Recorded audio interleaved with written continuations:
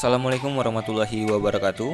Saya Angger Tri Prasetyo, mahasiswa PPG Prajabatan tahun 2022, program studi PJKR Universitas Negeri Yogyakarta. Di sini saya akan membahas tentang perjalanan pendidikan nasional. Ki Hajar Dewantara merupakan tokoh pendidikan Indonesia, yaitu sebagai Bapak Pendidikan Nasional. Bahkan hari lahirnya digunakan sebagai Hari Pendidikan Nasional. Sebagai seorang dengan latar belakang keluarga bangsawan, Ki Hajar Dewantara berusaha turut andil dalam mengupayakan kemerdekaan bangsa Indonesia. Ki Hajar Dewantara dengan pidatonya menyatakan bahwa pendidikan adalah tempat persemaian segala benih-benih kebudayaan yang hidup dalam masyarakat kebangsaan, yang mana maksudnya adalah agar semua aspek-aspek dan unsur-unsur peradaban dan kebudayaan dapat tumbuh dengan menjadi semakin baik dari masa ke masa. Pendidikan pada zaman kolonial Belanda pada saat itu dibatasi dengan kekuasaan dan diskriminasi. Masyarakat Indonesia tidak semua bisa menempuh pendidikan. Hanya rakyat-rakyat keturunan bangsawan yang bisa menempuh pendidikan. Tentu saja pendidikan anak Indonesia tidak diabaikan begitu saja. Beberapa bupati daerah mendirikan sekolah di kabupaten dengan maksud melatih beberapa orang untuk perusahaan Belanda. Pada tahun yang sama, lahirlah sekolah Bumi Putra, dan pada saat itu hanya ada 3 kelas dalam pembelajarannya, yaitu membaca, menulis, serta berhitung. Namun pada dasarnya, pendidikan zaman kolonial Belanda bertujuan untuk memenuhi kebutuhan bangsa Belanda.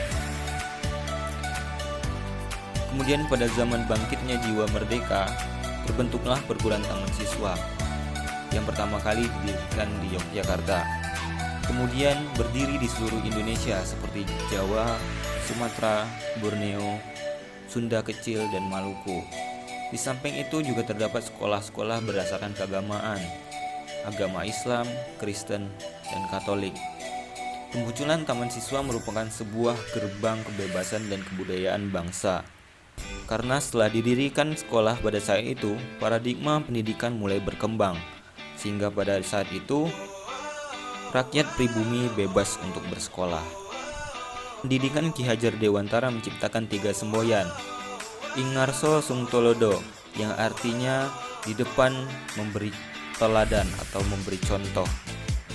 Yang kedua, Ing Madya Mangun Karso, di tengah membangun semangat. Dan yang ketiga, Tutpuri Handayani, di belakang memberi dorongan. Dan sampai sekarang, semboyan itu masih diterapkan pada sistem pendidikan yang ada di Indonesia. Menurut Ki Hajar Dewantara, pengajaran adalah bagian dari pendidikan. Pengajaran merupakan proses pendidikan dalam memberi ilmu atau berfaedah. Menurut Ki Hajar Dewantara, pengajaran adalah bagian dari pendidikan. Pengajaran merupakan proses pendidikan dalam memberi ilmu atau berfaedah untuk kecakapan hidup antara secara lahir dan batin.